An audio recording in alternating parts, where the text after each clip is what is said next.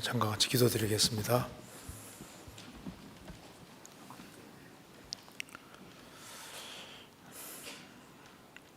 자비로우신 우리 아버지 하나님, 저희들을 주께서 그 보배로운 피로 구원해 주신 이 크고 놀라운 은혜와 사랑을 인하여 감사를 드립니다.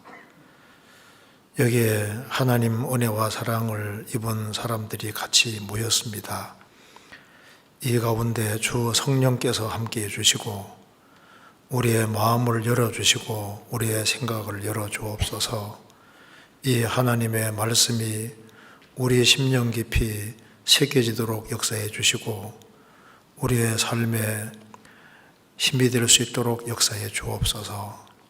전국적으로 있는 모든 집회 가운데 함께해 주시고 말씀을 증거하시는 분들, 듣는 모든 사람들의 마음을 붙잡아 주옵소서. 또 국내와 해외 주의 일꾼들을 더 많이 일으켜 세워주시고 주님 오시는 그날까지 주의 복음을 힘있게 증거하다가 주님을 배울 수 있도록 도와주옵소서. 오늘 모든 시종 함께해 주시고 우리에게 필요한 은혜를 허락해 주옵소서. 우리 구주 예수 그리스도 이름으로 기도하옵나이다. 아멘. 성경 신명기 28장 찾겠습니다. 28장 12절입니다. 28장 12절.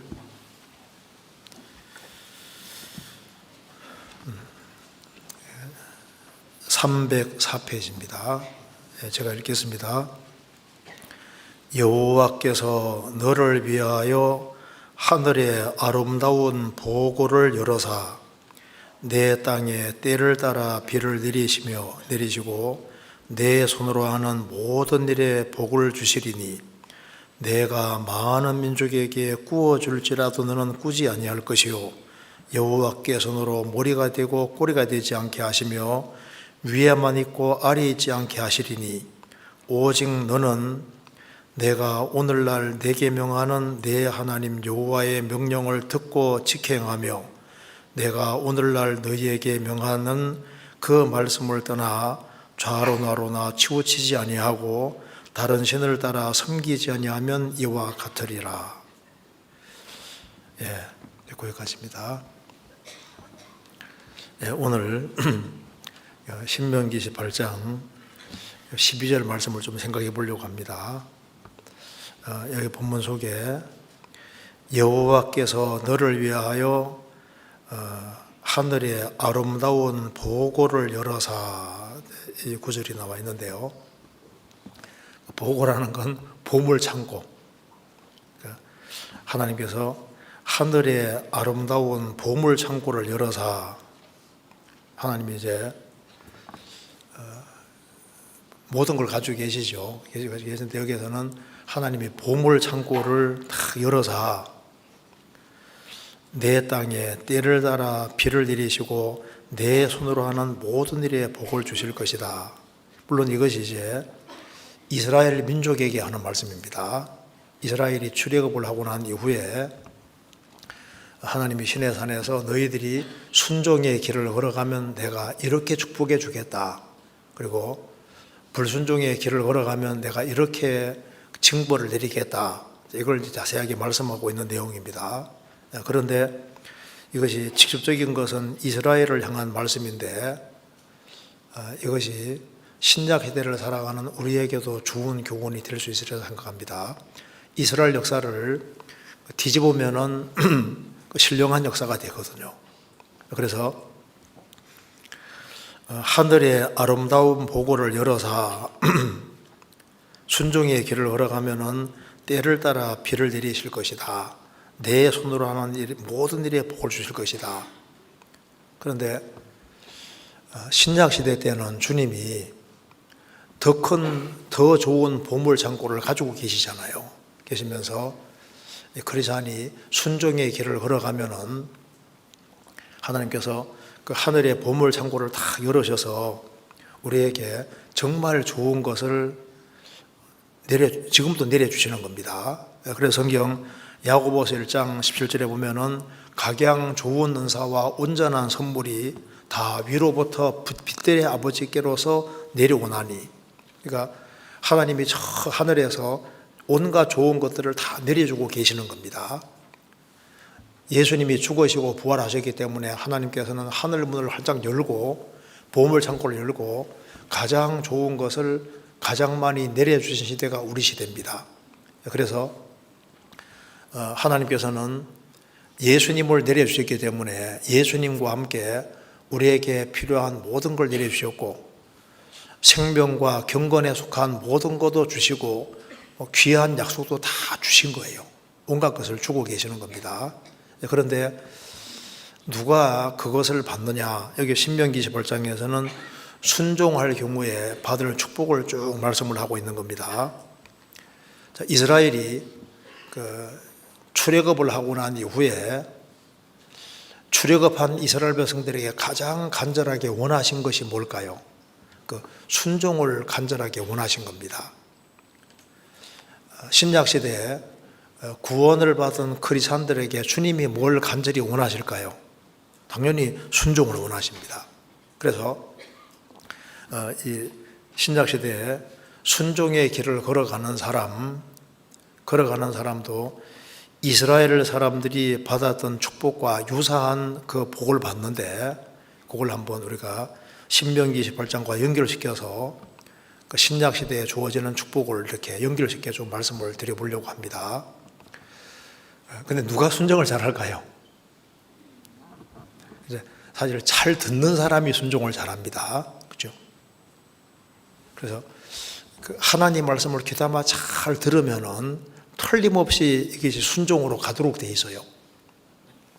이제 안 듣는 사람은 불순종으로 가고 잘 들으면 순종으로 가는 것이 맞습니다. 약장사가 막 약을 선전하고 있거든요.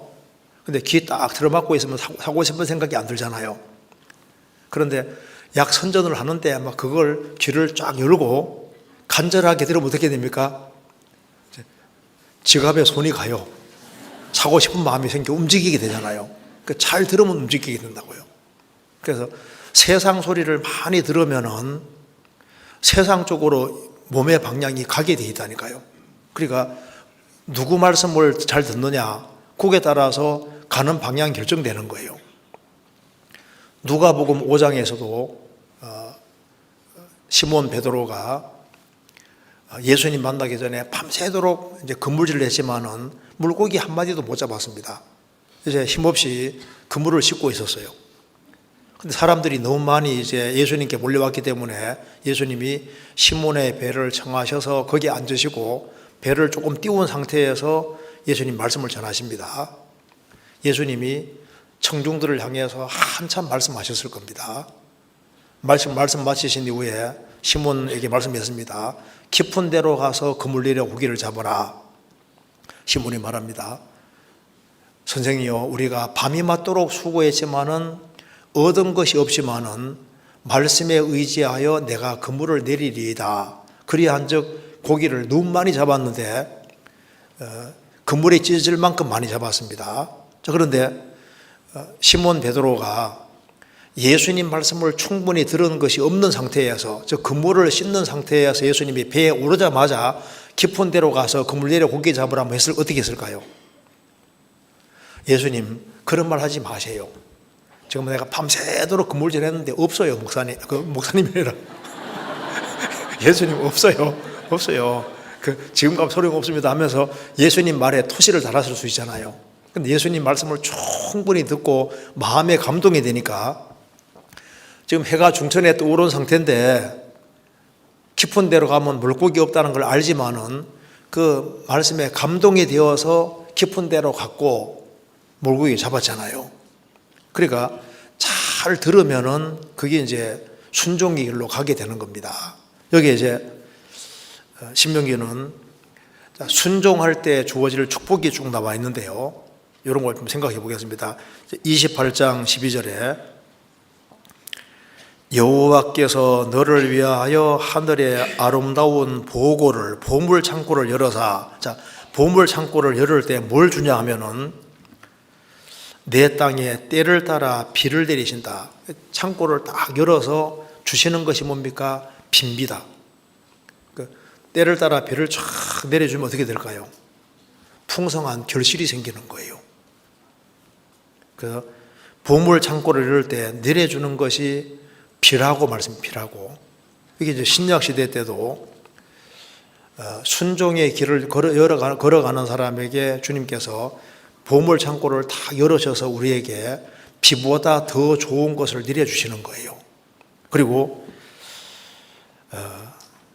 내 손으로 하는 모든 일에 복을 주시리니, 사람들은 복을 다 원하지 않습니까? 이스라엘이 순종의 길을 걸어갈 때 정말 복을 받았는데 신약시대 때는 순종의 길을 걸어가는 사람에게 상상도 못하는 복을 주님께서 주시는 겁니다. 그래서 내 손으로 하는 모든 일에 복을 주실 것이다. 그래서 내가 많은 민족에게 구워줄지라도 너는 꾸지 않을 것이다. 그래서 얼마나 돈이 많이 들어오는지 많은 사람에게 구워주게 될 것이다. 신약시대 때 뭐 순종한다고 해서 막 많은 민족에 구워줄 만큼 돈이 벌리는 건 아니잖아요. 그렇죠? 신약시대 때는 예수님을 제대로 믿으면은 육신적으로 폭삭 망할 수도 있거든요. 바울서도 그렇게 주님 잘 믿는데 자지 못하고 먹지 못하고 헐벗고 춥고 떨고 얼마나 고생 많이 했습니까? 서머나 교회 성도들은 그렇게 신실한 성도고 주님께 칭찬받는 성도지만은 환란이 있고 궁핍이 있고 장차받을 환란이 또 있다고 말씀했습니다. 그런데 신약시대 때는 주님이 신령한 축복을 정말 주시기 때문에 주님이 순종의 길을 걸어가는 사람에게 주님이 축복해 주셔서 많은 민족에게 구워주는 것처럼 우리 주변에 많은 사람에게 큰 유익을 주는 주님께서 것을 받아서 줄 수 있는 그런 인생을 실제로 되게 해주시는 거예요. 그리고 너로 머리가 되고 꼬리가 되지 않게 하신다. 실제로 신앙생활을 바르게 하는 사람은 그 주님이 주님 앞에 귀하게 쓰임받는 사람으로 만들어 주셔서 영적으로 귀하게 쓰임받는 것이 그게 신약시대에는 머리가 되는 거랑 마찬가지인 거예요. 그렇잖아요. 그리고 주님 앞에 귀 쓰임받는 사람이 되는 겁니다. 그래서 여기에 순종의 길을 걸어가는 사람에게 주님이 보물 창고 열어준다 그랬는데요. 하나님께서 보물 창고를 열어주시는데 성경에서는 우리 마음도 보물 창고라고 했거든요.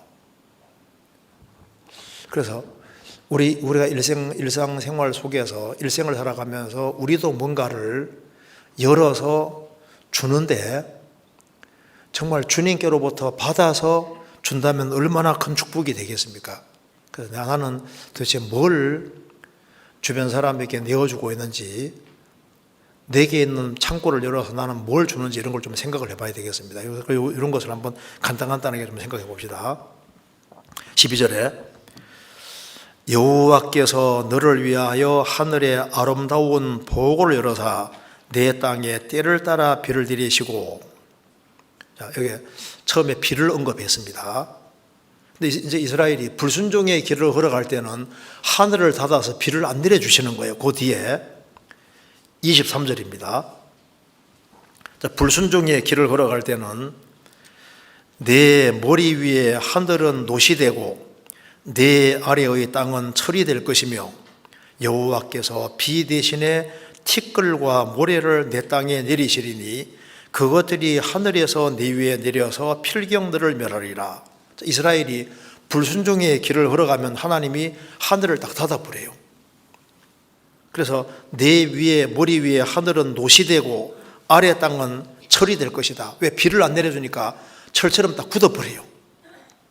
그래서 비 대신에 티끌과 모래를 너의 땅에 내리실 것이다. 그래서 필경들을 멸하리라. 역사 속에서 이대로 됐는데 비를 안 받는 땅은 단단하게 굳고 너무 안 오면은 돌처럼 철처럼 딱 굳어버려요. 그리고 그런 땅에서는 결실이 없지 않습니까? 그래서 불순종의 길을 걸어갈 때 하나님이 하늘을 닫으시고 비를 안 내려주신다. 근데 이것이 이제 신약 시대 때도 중요한 교훈이 됩니다.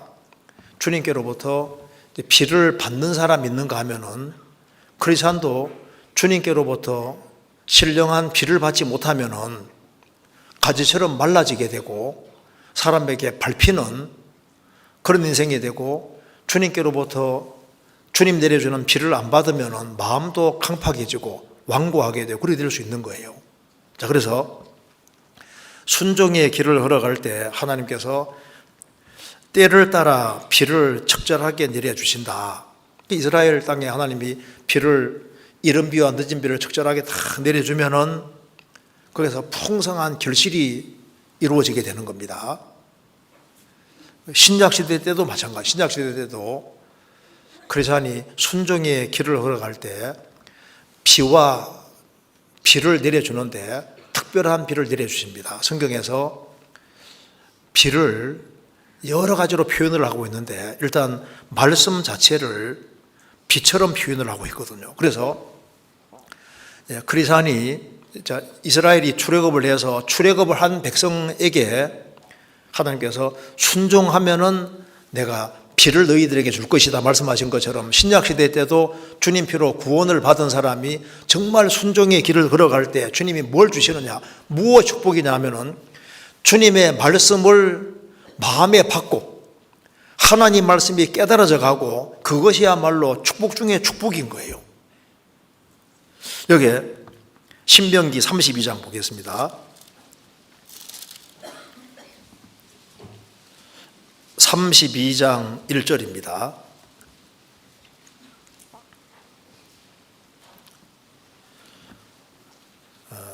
하늘이여 귀를 기울이라. 내가 말하리라. 땅은 네 입의 말을 들을지어다. 나의 교훈은 내리는 비요, 나의 말은 맺히는 이슬이요, 연한 풀 위에 가는 비요, 채소 위에 담비로다. 하나님께서 이렇게 비를 내려주시는 것처럼 주님이 특별한 걸 내려주시는데, 여기 말씀한 대로 나의 교훈은 하나님 말씀입니다. 말씀은 내리는 비요, 나의 말은 맺히는 이슬이요. 하나님 말씀은 비와 꽃 같은 거예요. 그래서 누구의 말씀이 깨달아집니까? 불순종의 길을 걸어가고 죄 가운데 살아가면 일단 뭐부터 안 깨달아지면 말씀부터 안 깨달아지는 거예요. 말씀이 마음속에 들어오지를 않습니다. 그런데 순종의 길을 걷는 사람은 주님께서 그 마음에 하나님 말씀이 들어오게 만들어 주세요. 그래서 하나님 말씀이 마음속에 다 심겨지고 받아들여지는 그것이야말로 축복 중에 축복인 겁니다. 그렇잖아요? 그래서 나의 교훈은 내리는 비요, 비가 내리듯이 말씀이 쫙 내려오는 겁니다. 나의 말은 맺히는 이슬이요, 연한 풀 위에 가는 비요. 연한 풀 위에는 소낙비 내리면 안 됩니다. 연한 풀 위에는 가는 비요. 신약시대로 말하면은 갓 태어난 아기는 젖을 먹어야 되는 거예요. 연약한 사람은 채소 먹는 것처럼 이게 신앙적으로 연약한 사람은 단단한 걸 못 먹습니다. 그래서 구원받은 지 얼마 안 됐다 할지라도 순종의 길을 걷기를 원하고 주님을 바라는 사람은 연한 불 위에는 가는 비가 내리는 것처럼 내게 필요한 적절한 말씀을 저처럼 주님이 쫙 내려주시는데, 그 하나님 말씀이 구원받은 지 얼마 안 된 사람처럼 깨달아지는 그게 축복인 거예요. 그리고 채소 위에 담비로다. 담비는 소낙비를 말하는 겁니다.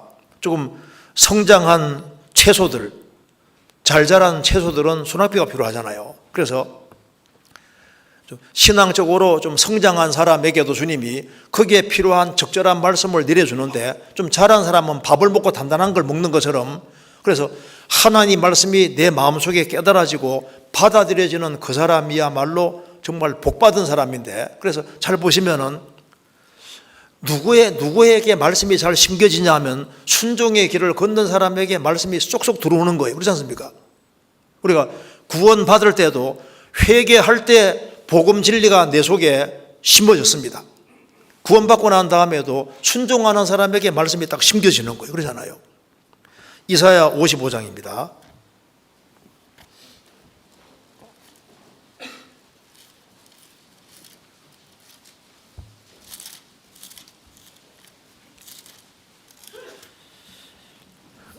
(55장) 10절입니다.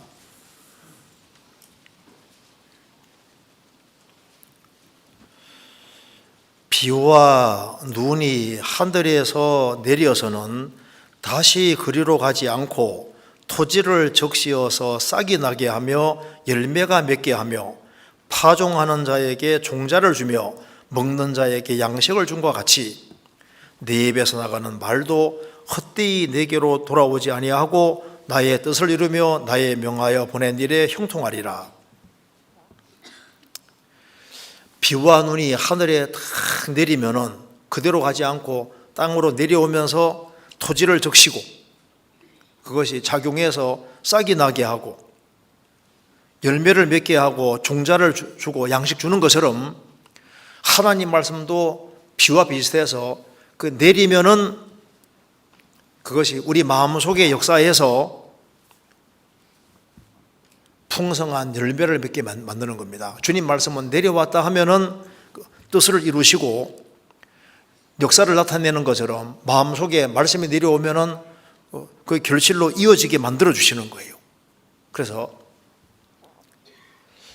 구약시대 때 이스라엘이 순종의 길을 걸어가면 주님이 때를 따라 비를 내리신다. 그래서 때에 따라서 내가 곤란한 상황이 주어질 때는 거기에 맞게끔 주님이 말씀을 내려주시고 또 내가 형통할 때는 교만하지 말라고 교만을 막아주는 말씀을 내려주시고 내가 연약할 때는 거기에 필요한 말씀을 내려주시고 내 상황에 따라서 적절하게 주님께서 그 말씀을 내려주고 그 말씀을 깨달아가는 그 즐거움을 갖는 그거 누구에게 주느냐? 순종하는 사람에게 주시는 거예요.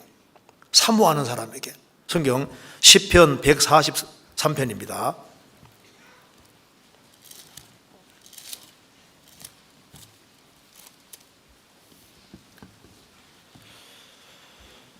(6절)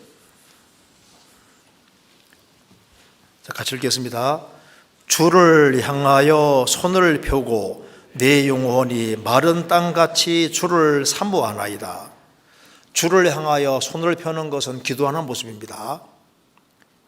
마음이 주님께로 향해 있습니다. 내 영혼이 마른 땅같이 주를 사모하나이다. 마른 땅에는 비가 절실하게 필요한 거예요. 마른 땅이 비를 사모하듯이 주님께로 향해서 주님의 것을 사모하니까 그런 사람에게 주님이 탁 채워주시는데, 그래서 누가 그 말씀에 대한 갈망이 클까요? 대체로 만사가 형통하고 평탄할 때가 아니라 너무 힘들 때, 그때 말씀이 제일 잘 들어오죠. 왜? 그때 제일 갈급하니까 제일 잘 들어오는 거예요. 그렇잖아요. 그리고 성경에서는 이 비를 보통 은혜로 표현을 하고 있습니다. 은혜로. 성경 찾겠습니다. 잠언 16장. 잠언 16장 15절.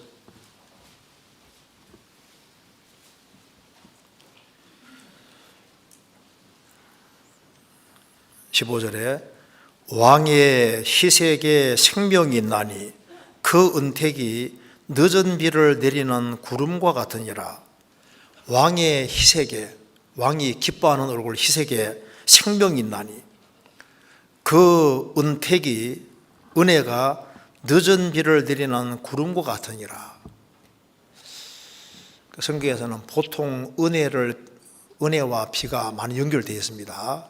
그래서 하나님이 하늘의 보고를 탁 열어서 비를 내려주시듯이 주님이 누구에게 은혜를 듬뿍 내려주실까요? 순종의 길을 걸어가는 사람에게 주님께서 은혜를 내려주시는 거예요. 우리는 연약하기 때문에 은혜가 꼭 필요한 사람입니다. 우리가 은혜가 없이 우리가 구원받을 때도 은혜로 구원을 받았습니다. 주님 앞에 갈 때까지 우리는 은혜가 절실히 필요한 사람인 거예요. 베드로전서 5장 찾겠습니다.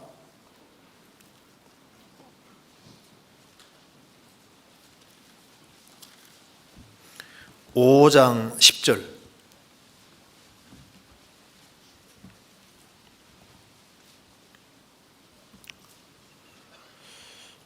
모든 은혜의 하나님 곧 그리스도 안에서 너희를 부르사 자기의 영원한 영광에 들어가게 하시니가 잠깐 고난을 받은 너희를 친히 온전케 하시며 굳게 하시며 강하게 하시며 틀을 견고케 하시리라.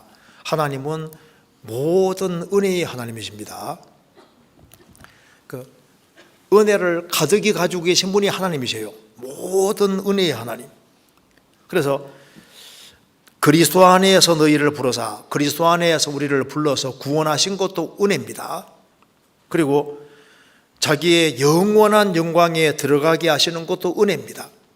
그래서 영원한 영광에 들어가게 하기 위해서 잠깐 고난을 받는 너희를, 고난 주시는 것도 은혜인 거예요. 그래서 주님이 누구에게 더 많은 고난 주시느냐? 더 큰 영광을 받기 합당한 사람에게 더 큰 고난을 주시는 겁니다. 그런데 더 큰 고난 주셔도 그게 잠깐 고난입니다. 고난이 길어도 길어봤자 100년이에요. 그죠?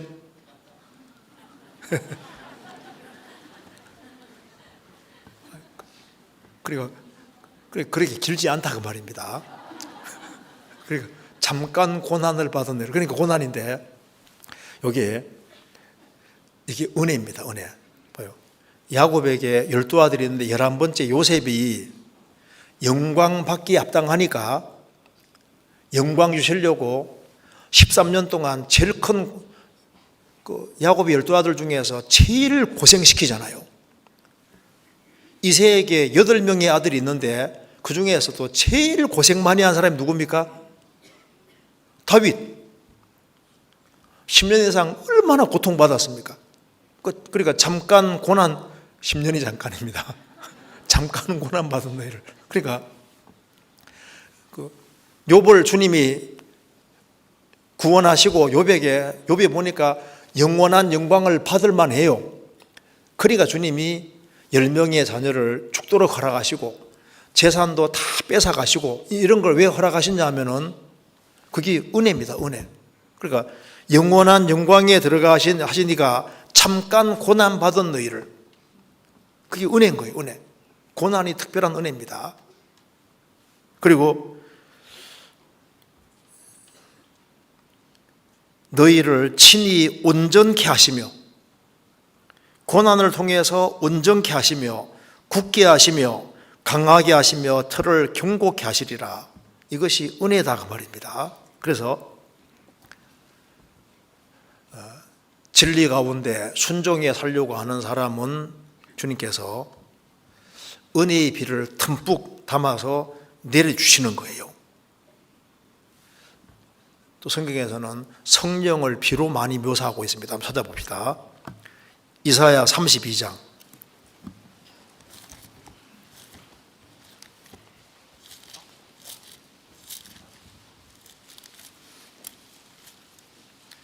(32장) 15절입니다.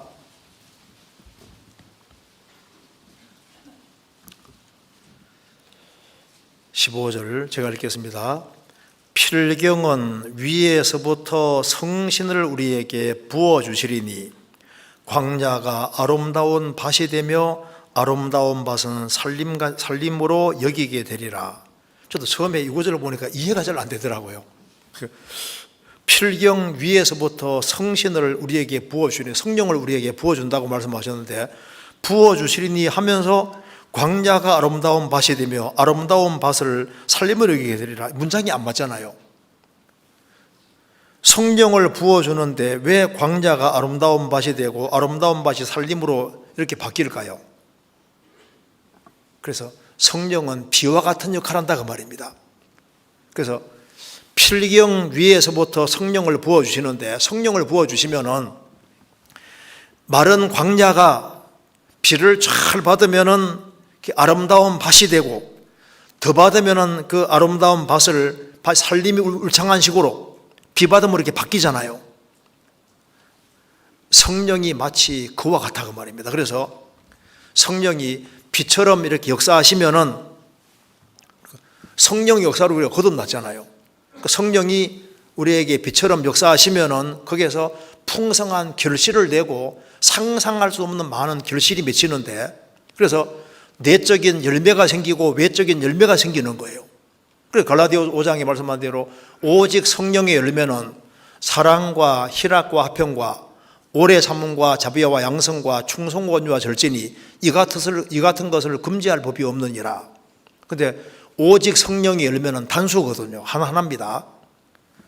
오직 성령의 열매는 아주 간단하게 사랑과 희락, 화평, 이게 하나님과 관련되고, 그 다음에 오래 참음과 자비, 양성은 이것은 이웃과 관계되고, 충성, 온유, 절제는 자기와 관계되는 거로 간단하게, 물론 다 되는데 그렇게 간단하게 연결할 수 있는데요. 우리가 하나님의 성령을 받기 전까지는 하나님 사랑하는 마음 없습니다. 하나님을 미워하고 대적했습니다. 그리고 사랑하는 마음도 없고 하나님 안에 사는 걸 안 기뻐했습니다. 그리고 하나님과 불화관계에 있고 원수관계에 있지 하나님과 평화가 없었습니다. 그런데 성령이 우리에게 들어오시니까 갑자기 하나님 사랑하는 마음이 생겼습니다. 하나님 안에 사는 걸 기뻐하여, 하나님을 기뻐하고 하나님의 사랑을 기뻐하고 하나님과 화평, 평화가 이루어졌잖아요. 구원받기 전에는 이웃에 대해서 오래 참지도 못하고 자비도 베풀지 않고 양선 선도 행하지 않았을지라도 구원받고 나면은 이 은혜와 사랑, 이 구원이 너무너무 크기 때문에 참지 못하던 사람도 그 이웃 사람이 구원을 받아야 되니까 하고 싶은 얘기도 안 하고 다 참잖아요. 오래 참는 것이 자연스럽게 생깁니다. 그리고 자비 베풀지 않던 사람도 구원받고 나면 이웃 사람이 구원받아야 되니까 이웃에게 자비 베풀게 되고 양선, 선을 베풀게 되는 일이 자연스럽게 생기고 이게 확정되어 가는 겁니다. 그리고 구원받고 나면은 하나님께 충성해야 되겠다, 그 마음이 확실히 생기는 거예요. 내가 그전에는 마귀에게 충성하고 세상 것에 충성했다 할지라도 구원받고 나면은 나는 하나님께 충성해야 되겠다. 왜? 나 대신 죽어주시고 부활하신 주님께 내가 충성하는 게 당연하다, 이 생각이 들잖아요. 그리고 온유, 주님 뜻이면은 나는 그 뜻 앞에 묵묵히 순종하고 살아야 되겠다, 그 온유한 마음이 생기고, 그리고 그 하나님 뜻 가운데 살기를 간절히 원하시기 때문에 절제가 자연스럽게 생깁니다. 말을 함부로 하던 사람이었을지라도 이제 하나님과 바른 관계가 맺어졌기 때문에 언어도 절제하고 시간도 절제하고 물질도 절제하고 모든 삶을 절제하는 것이 자연스럽게 생기게 되는데, 그러니까 결국은 이게 하나인 거예요. 하나. 구원받은 즉시 생겼고 시간 지나가면서 확장이 되어 가는 겁니다.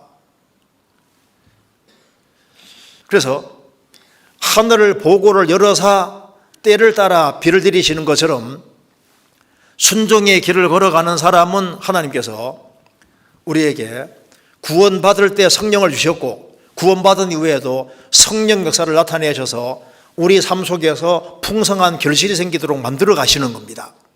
성경 시편 72편입니다.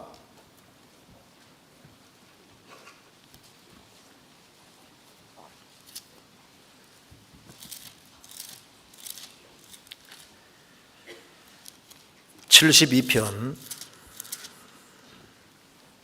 8절, 7절입니다. 여기 6절 제가 읽겠습니다. 6절. 저는 메시아입니다. 그리스도입니다. 저는 뱀풀에 내리는 비같이 땅을 적시는 소낙지비 같이 임하시리니. 주님이 뱀풀에, 풀을 베었는데 뱀풀에 비가 잘 내리면 또 잘 자라잖아요. 뱀풀이 내리는 비같이 땅을 적시는 소낙지와 같이 임할 것이다. 그래서 그 뒤에 16절, 산꼭대기의 땅에도 화곡이 풍성하고 그 열매가 레바논같이 흔들리며 성에 있는 자가 땅에 풀같이 왕성하리로다. 자, 그리스도께서 임하시는 곳에, 그리스도의 역사가 있는 곳에는 주님이 소낙비같이 임하시기 때문에 산꼭대기 땅에는 열매가 없는데, 산꼭대기 땅에 농사가 잘 될 리가 없잖아요. 산꼭대기 땅이라 할지라도 주님이 역사하시면 거기에도 곡식이 풍성하고 그의 열매가 레바논같이 흔들리며 성에 있는 자가 땅에 풀같이 왕성할 것이다. 그래서 순종의 길을 걸어가는 사람에게는 주님께서 피같이 임하셔서 주님 역사하시면은 결실을 전혀 기대할 수 없는 그곳에서도 주님이 결실을 나타내 주시고, 그리고 주님 역사 나타내 주는 겁니다. 우리 교회 보세요. 전혀 예상치 않은 곳에서 여기저기서 막 교회들이 생기고 구원받는 사람이 생기고, 그리고 해외 선교 지역 펼쳐지는 거 보세요. 산꼭대기 땅에도 도무지 전도가 되는 것은 이게 불가능하다고 생각하는 지역에도 전도가 되고 열매들이 막 계속 생기잖아요. 하늘의 아름다운 보를 이어서 때를 따라서 비를 내리실 것이다. 그리고 비 중에도 큰 비가 있습니다. 큰 비가. 성경 보시겠습니다. 전도서 11장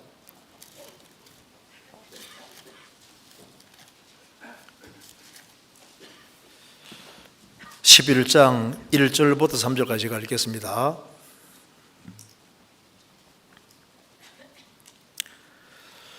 너는 내 식물을 물 위에 던지라.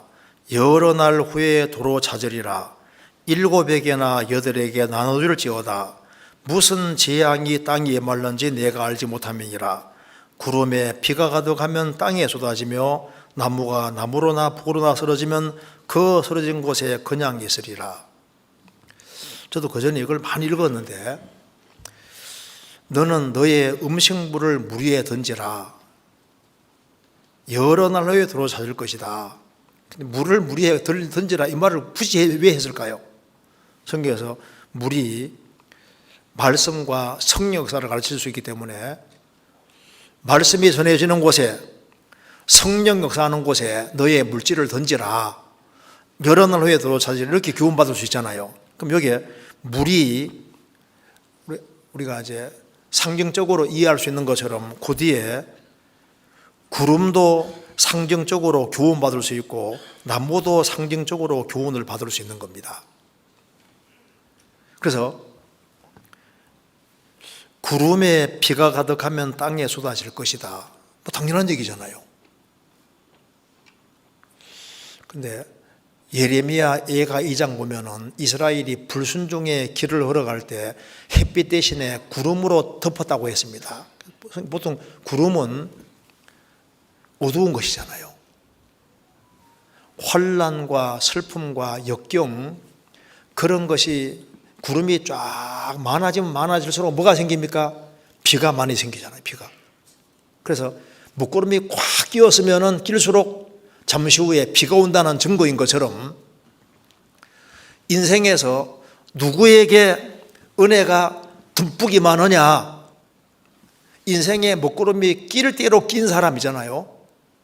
하는 일마다 안 되는 사람, 진리 가운데 살아가는데 이상하게 인생이 꼬일 대로 꼬여가지고 안 돼요. 안 돼. 요셉 보시면은요, 얼마나 아버지에게 순종을 잘합니까? 아버지가 심부름 시킬 때, 제 보니까 104km 이상 아버지 말씀 순종했잖아요. 심부름을 104km 누가 하겠습니까?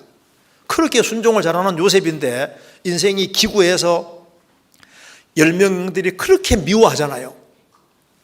그리고 10명들이 은 20 받고 요셉 팔아버립니다. 이집트에.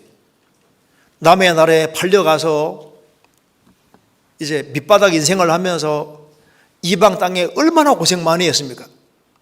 그래도 말씀 붙잡고 발봉 들고 살라고 하는데 보디발 아내가 억울한 누명을 씌워서 죽이려고 했는데 하나님 도움으로 감옥에 들어간 겁니다.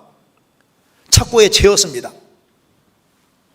13년 동안 얼마나 구름이 끼었는지 먹구름이 그렇게 많이 끼어서 그렇게 어려울 수가 없어요. 근데 그 사람이 그 당대에 제일 큰 은혜의 비를 받았습니다. 총리가 되고 이집트를 구원하고 고대 근동을 구원하고 자기 민족을 구원하는 큰일을 했잖아요. 인생에서 나는 진리 가운데 살아가는데 왜 내 인생이 이렇게 꼬이냐 그 말입니다. 다른 사람 보면요 대충 살아가는데 잘 돼가는데 나는 말씀 붙잡고 제대로 살아가라 하는데 이상하게 잘 안 되고 그럴 수 있잖아요. 자, 구름이 많이 끼면은 끼일수록 이제 큰 비가 준비되고 있다는 증거가 되는 겁니다. 그리고 구름에 비가 가면 반드시 땅에 쏟아지는 것처럼 그 뒤에 넘치는 은혜가 준비되어 있습니다. 성경에 말씀하기를 내가 낮춤을 받거든 높아지리라 하라. 인생에 큰 골짜기가 있다는 것은 그 뒤에 엄청난 게 준비되고 있다는 증거입니다. 시편 84편에도 눈물 골짜기를 통과할 때 이른 비가 은택이 핀다고 했는데 눈물 골짜기 속에서 엄청난 은혜의 비가 딱 준비되어 있는 거예요. 우리가 구원받을 때도 대체로 큰 고통이 있을 때 구원 은혜가 임했잖아요. 신앙생활 속에서도 마찬가지인 겁니다. 그리고 나무로나 북으로나 쓰러지면 쓰러진 곳에 건양이 있으리라. 예수님께서도 구원받은 사람은 좋은 나무라고 하고 안 받은 사람은 나쁜 나무라고 했습니다. 성경에 사람을 나무로 비유한 게 많잖아요. 나무로 쓰러지는 나무도 있고 북으로 쓰러지는 나무도 있는데 레위기 1장에는 하나님께 제사 드릴 때도 북쪽을 향해서 제사 드리고 이사야 14장에서 마귀가 반역 일으킬 때도 북쪽을 향해서 반역 일으켰습니다. 북극 지폐의 산위에 자정하리라. 지극히 높은 구름에 올라와서 하나님과 비기리라. 시편 75편에서도 높이는 일은 동도 아니고 서도 아니고 남쪽도 아니라 했습니다. 북쪽은 보통 하나님 편하고 관계됩니다. 남쪽은 좋게 쓰이는 법이 없잖아요. 이스라엘 백성에게 에집트 내려가지 마라 그랬고 남쪽으로 내려가면 망하는 식으로 다 되어 있잖아요. 이거로도 우리가 좋은 교훈 받을 수 있는데 아담 안에 태어나서 아담 안에 살다가 아담 안에서 죽는 사람은 남쪽으로 확 쓰러지는 나무도 같은 거예요. 그런데 구원을 받고 주 안에서 주님을 향해서 살다가 주님 안에 죽는 사람은 북쪽을 향해 죽는 사람하고 비슷하잖아요. 이런 교훈을 받을 수 있다 그 말입니다. 어쨌든 간에 여기서 구름에 비가 가득하면 땅에 쏟아집니다. 그래서 인생에 먹구름이 쫙 끼를 때 너무 걱정하지 말고 내가 언젠가 다른 누구보다 더 큰 은혜를 분명히 받을 것이다 이렇게 생각해도 거의 맞을 거예요. 자, 하나님은 하늘의 보고를 가지고 계시고 비를 주장하고 있습니다.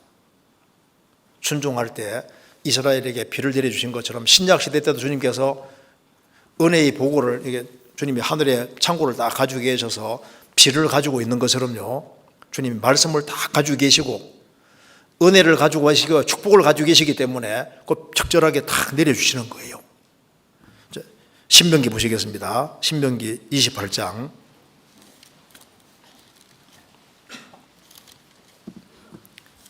12절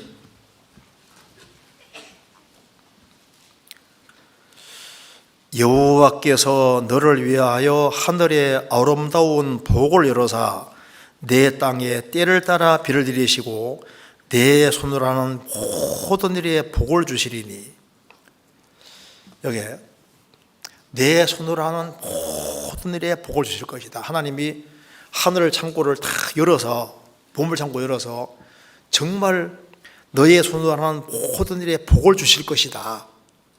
이게 복 자체가 되신 분이 복 준다고 말씀하신 겁니다. 신약 시대 때도 하나님 복을 주시죠. 왜? 디모데전서 6장 15절에 보면은 하나님은 복되시며 하나님 복 자체가 되십니다. 하나님 복으로 꽉 차 있는 분이시니까 그 복을 예수님 안에 다 넣어두신 겁니다. 성경 찾아보시겠습니다. 에베소서 1장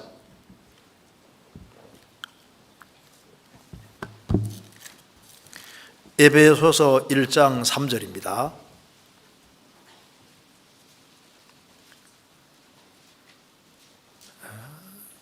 찬송하리로다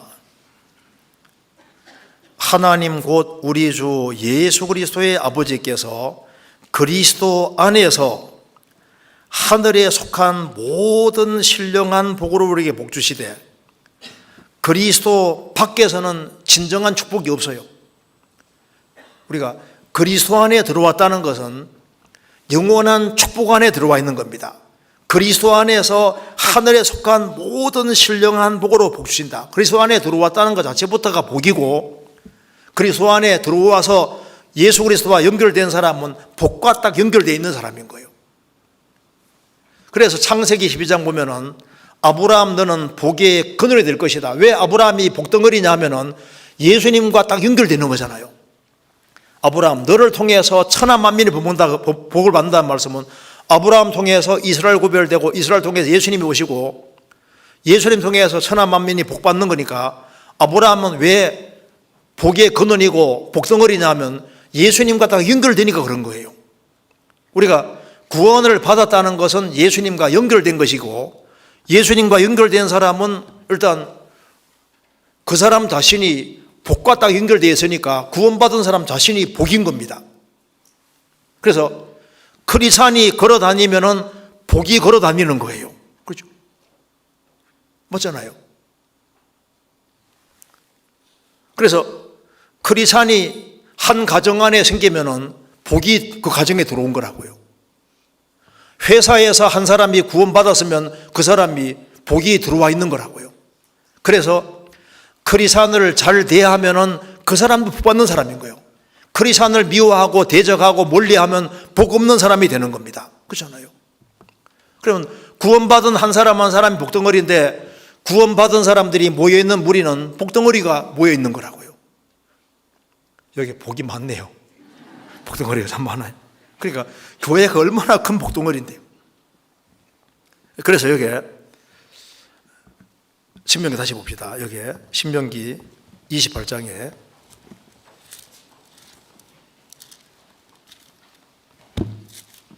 28장 12절에 여호와께서 너를 위하여 하늘의 아름다운 복을 이루사 내 땅에 때를 달아 비를 내리시고 내 손으로 하는 모든 일에 복을 주시리. 내 손으로 하는 모든 일에. 그러니까 복 받는 사람은 그냥 팔짱 끼고 있는 게 아니라 너의 손으로 하는 모든 일에, 손으로 하는 모든 일이 뭡니까? 이게 활동하는 거예요, 활동. 주님께 복 받은 사람은 열심히 활동하는 사람입니다. 그래서 가정생활 속에서도 순종의 길을 걸어가고, 그래서 구원받은 크리스찬이 가정생활 속에서도 말씀을 따라 살아가면 그 자녀도 실제로 복을 받고, 그리고 그렇잖아요. 그리고 직장생활 속에서도 복을 받는 것이 맞는 것이, 요셉이 신앙생활 잘하니까 보디발 집을 축복해 주셨습니다. 야곱이 신앙생활 잘하니까 라반 집, 야곱이 연결되어 있는 라반 집이 얼마나 축복을 받았지 않습니까? 너의 손으로 하는 모든 일에 복을 주실 것이다. 그래서 우리가 가정생활 하든 가정 속에서 활동하는 것, 교회 직장생활 속에 활동하는 것, 교회 안에 활동하는 그 모든 것에 순종의 길을 걸어가는 사람은 주님께서 이것을 다 축복과 연결시켜 놨습니다. 그래서 너의 손으로 하는 모든 일에 복을 주실 것이다. 야베스는 하나님께 기도했고 구원의 복을 받고 난 이후에 하나님 내 지경을 넓혀 주십시오. 그게 복인 거예요. 그래서 주님 위에 살 수 있는 기회가 더 많이 주어지고 영역이 더 넓어지는 이 모든 게 축복이잖아요. 그리고 이 복 중에서 정말 큰 복은 성경 찾아보시겠습니다. 시편 67편입니다. 시편 67편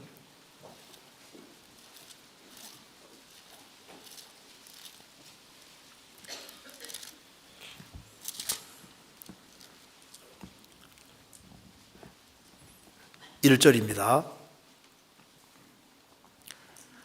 하나님은 우리를 긍휼히 여기사 복을 주시고 그 얼굴빛으로 우리에게 비치사 주의 도를 땅 위에 주의 구원을 만방중에 알리소서. 하나님이여 민족들로 주를 찬송케 하시며 모든 민족으로 주를 찬송케 하소서. 5절 하나님이여 민족들로 주를 찬송케 하시며 모든 민족으로 주를 찬송케 하소서. 땅이 그 소산을 내어도다. 하나님 곧 하나님이 우리에게 복을 주시리로다.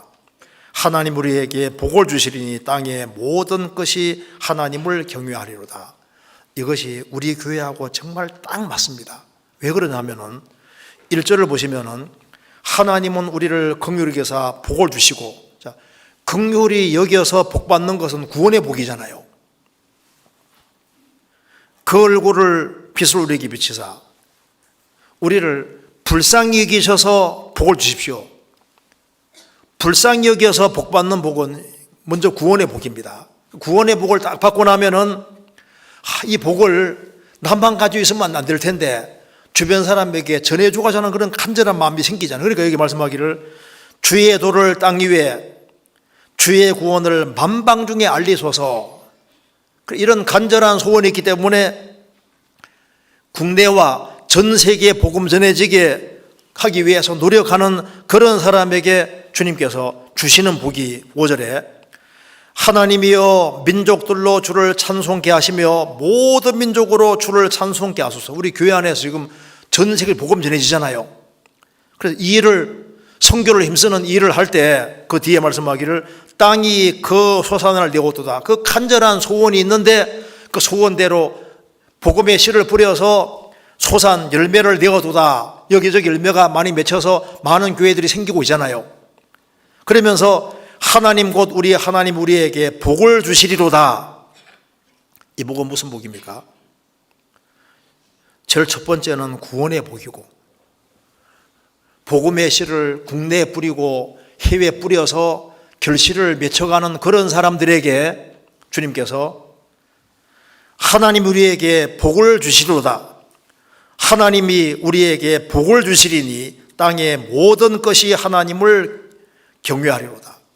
그래서 구원의 복을 받은 사람이 또 국내와 세계에 전도를 하기 위해 열심히 노력하며 씨를 뿌려서 결실을 내는 그런 사람에게는 주님께서 주의 일을 더 할 수 있도록 주님께서 우리에게 복을 주신다. 신앙생활에서 주님께 쓰임을 받고 주의 역사를 이루는 그 일을 할 수 있도록 주님께 도움받고 살아가는 것이야말로 정말 복 중에 큰 복이죠. 그러잖아요. 우리가 구원받는 것도 복이고 우리가 주님 앞에 쓰임받는 것이 얼마나 큰 복입니까?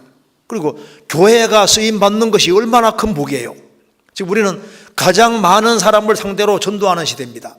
그래서 세계적으로 선교하는 이 일에 연결되어서 우리가 그 지체로 있다는 것이 얼마나 놀라운 일입니까? 우리가 구원의 복을 받았고 우리 삶 속에서도 가장 많은 사람에게 전도할 수 있는 그런 기회와 연결되어 있는 그것이야말로 정말 복 중의 복인 겁니다. 그렇잖아요. 다시 보시겠습니다. 신명기 28장에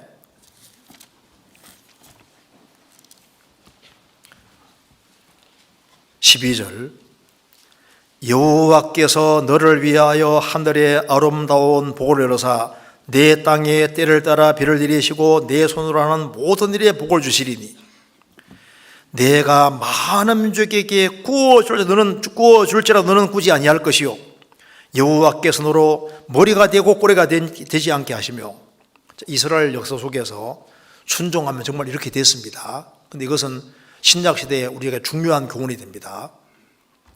순종의 길을 걸어가는 사람은 주님이 적절하게 은혜를 다 내려주시기 때문에 주님의 은혜로 말미암아 주님이 주신 많은 것을 가지고 있어서 정말 돈 많은 사람이 구워주고 나눠주는 것처럼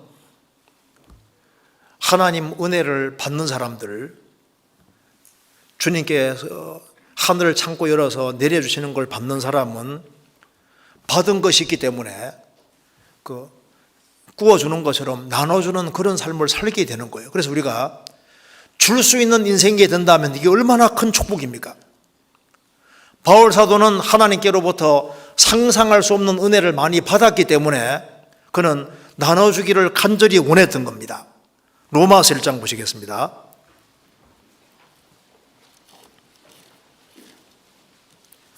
로마서 1장 5절입니다.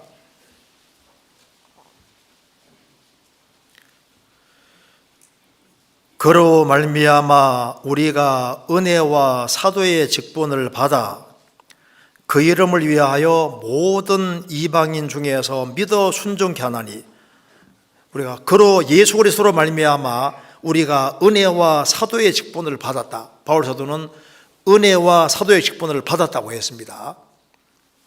주님께로부터 받은 것이 많이 있기 때문에 11절을 간절히 원했습니다. 같이 읽겠습니다.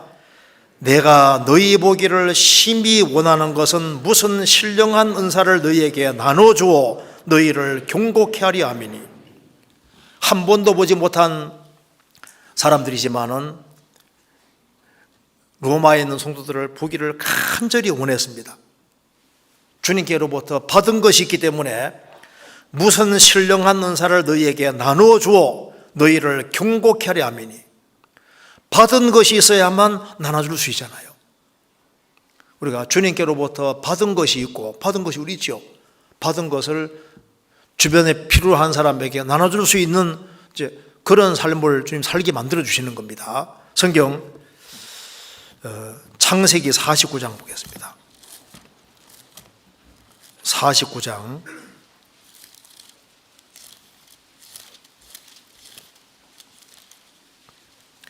27절.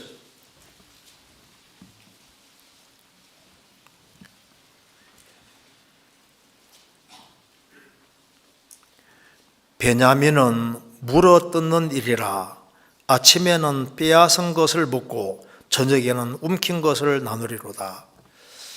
여기 야곱이 자녀들을 축복하는 내용인데요, 베냐민은 처음에는 물어뜯는 일이 같았습니다. 성경에 일을 좋게 얘기하는 법이 없잖아요.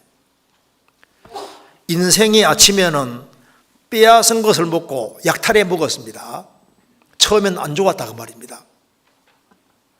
그런데 저녁에는, 아침에는 안 좋았는데 다 뺏어 먹고 쌓고 이기적으로 살았는데 저녁에는 바뀌었어요. 움킨 것을 나누리로다. 우리도 구원받기 전에 무조건 세상 것을 악의 다툼에 싸워서 빼앗고 쌓고 이기적으로 살았을지라도 인생의 저녁에는, 은혜를 받고 난 이후에는 움킨 것을 나누리로다. 나누는 게 축복이잖아요. 그리고 여기 이스라엘은 순종하면은 실제로 물질적으로도 잘 되고 이스라엘은 정말 머리가 됐습니다.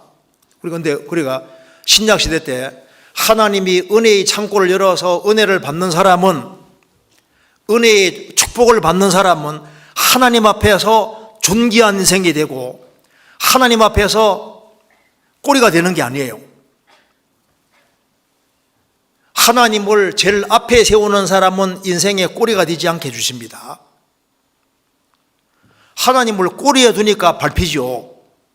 하나님을 앞에 두는 사람이 귀하게 쓰임받지 밟히는 인생으로 만드는 게 아니잖아요. 주님을 가까이 하는 사람, 주님께 순종의 길을 걷는 사람은 주님 손에 붙잡혀서 주님 앞에 귀하게 쓰임받는 사람으로 만들어 주십니다. 성경 한번 찾아보시겠습니다. 아가서 7장. 먼저 여기 이사야 44장부터 한번 보시겠습니다. 이사야 44장.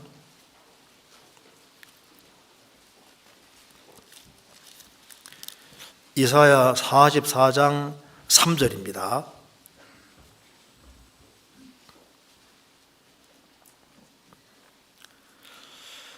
대저 내가 가란 자에게 물을 주며 마른 땅에 시내가 흐르게 하며 나의 신을 내 자손에게 나의 복을 내 후손에게 내리리니 그들이 풀 가운데 솟아나기를 시냇가에 버들같이 할 것이라.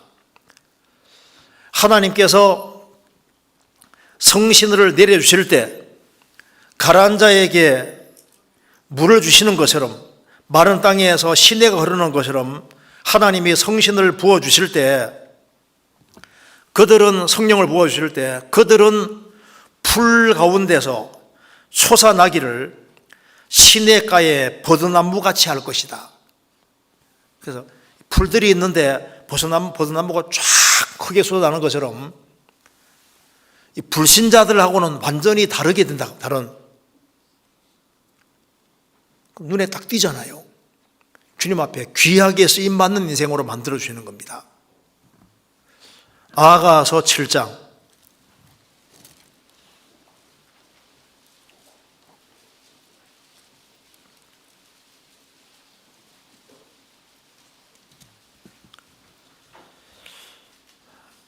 (7장) 5절입니다. 머리는 갈멜산 같고 드리운 머리털은 자주빛이 있으니 왕이 그 머리카락에 매였구나. 솔로몬이 술람 여인을 칭찬하면서 머리는 갈멜산 같아. 엘리야가 바알 선지자 450명하고 싸워 이긴 곳이 갈멜산이잖아요. 갈멜산. 자, 머리는 갈멜산 같아. 우뚝 솟았다는 겁니다. 그래서 술람 여인은 교회의 그림자고 성도의 그림자이기 때문에 교회도 순종의 길을 걸어가면은 갈멜산처럼요, 딱 눈에 딱 띄는 거예요. 그래서 개인이든 교회든 순종의 길을 걸어가는 사람들, 그런 사람은 주님께서 아주 귀하게 쓰임 받도록 만들어 주시는 겁니다. 이제 그리고 여기에 이스라엘 백성들이 순종의 길을 걸어갈 때는 대적을 이겨잖아요. 그러자니 주님의 도움을 구하고 살면 많은 환난과 역경, 어려움이 있지만 그걸 이겨나가게 되는 겁니다. 자, 그런데요, 시간이 많지 않으니까 우리 주님은, 하나님은 하늘 창고를 다 열어서 정말 온갖 좋은 걸 내려두고 있는데, 우리 시대에 보시면은 마귀가 제일 크게 역사하는 시대입니다. 마귀도 창고를 열어서 안 좋은 것이란 안 좋은 것은 세상에 막 다 제일 많이 퍼뜨리는 시대잖아요. 그래서 사탄의 깊은 곳이라는 말이 나와 있는데, 마귀가 불순종하는 사람이 많아지니까 글로 끌고 가려고 막 온갖 것을 열어서 막 온갖 것을 막 너무 많이 퍼뜨리고 있는 시대입니다. 그렇잖아요. 자, 하나님은 정말 하늘의 보물 창고를 다 가지고 와서 정말 좋은 걸 내려주고 있는데, 우리 마음도 성경에서 보물 창고라고 했거든요. 하나만 잠깐 봅시다. 여기에 성경 마태복음 12장을 한번 보시겠습니다. 마태복음 12장.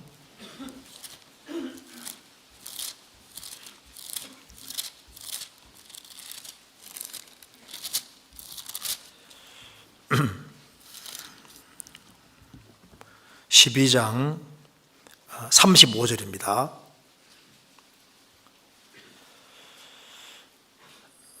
선한 사람은 그 쌓은 선에서 선한 것을 내고 악한 사람은 쌓은 악에서 악한 것을 내느니라. 그 쌓은이라는 말이 그 헬라 원어로는 데사우로스인데 이게 기본 뜻이 귀중한 물건들을 보관하는 장소, 창고라는 뜻입니다. 그래서 여기에 선한 사람은 그 쌓은 선에서, 이 마음에 쌓은 선, 마음에 쌓은 귀중한 창고에서 선한 것을 내고, 악한 사람은 그 쌓은 선에서, 이 마음이란 창고 속에 온갖 안 좋은 악을 쌓아서 악을 낸다 그 말입니다. 그렇죠? 우리의 마음도 일종의 창고와 똑같은 거예요. 그래서 이 마음이라는 걸, 창고를 딱 열면은 마음 속에 하나님께로 받은 온갖 좋은 보물들이 꽉 차 있는 사람 있는가 하면은, 마음을 열었을 때 그 마귀가 준 온갖 것들을 넣은 사람이 있을 수도 있고, 우리는 하나님께로부터 좋은 것을 최대한 많이 받아서 주님 오실 때까지 뭘 해야 되냐 하면은, 좋은 것을, 하나님은 항상 열어서 좋은 걸 주시는 분이잖아요. 우리도 하나님께로부터 좋은 것을 마음이란 창고에 최대한 많이 쌓아서 주님 오실 때까지 우리가 주변 사람들에게 좋은 것을 계속 내어주다가, 그 중에 제일 좋은 것이 말씀을 받아서 불신자들에게 말씀을 전해서 그들을 주님 품으로 인도해 주는 것이 가장 좋은 것을 내주는 거라고 할 수 있는 겁니다. 한 군데부터 보시겠습니다. 누가복음 12장.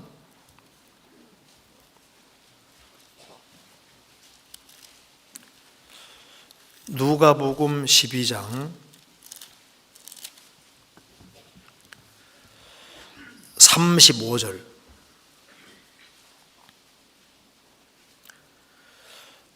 허리에 띠를 띠고 등불을 켜고 서 있으라. 42절. 주께서 가라사대 지혜 있고 진실한 청지기가 되어 주인에게 그 집 종들을 맡아 때를 따라 양식을 나눠주는 줄 자가 누구냐?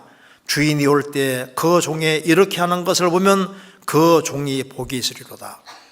주님 오실 때까지 허리에 띠를 띠고 마음의 허리를 동이고 영혼의 등불을 환하게 켜고 서 있어라.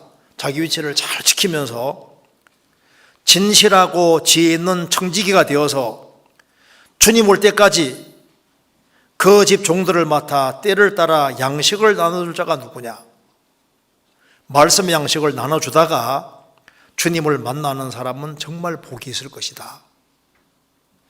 자, 그래서 우리 오늘 간단하게 배운 대로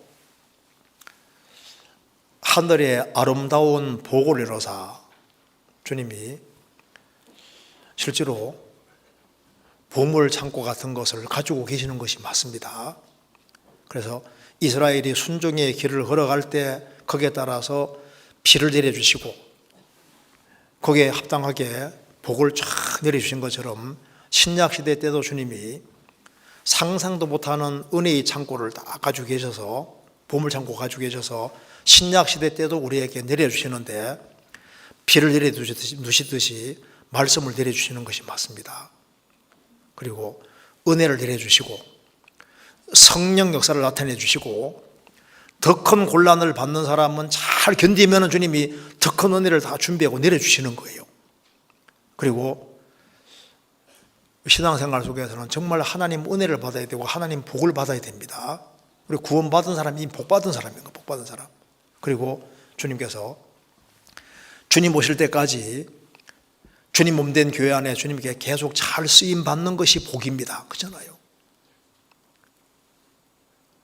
그래서 그 주님께로부터 복을 잘 받으면은 주님이 주시는 것이 많이 생기기 때문에, 그래서 많은 사람에게 구워주는 것처럼 우리가 베풀어주는 사람이 되는 것이 복입니다.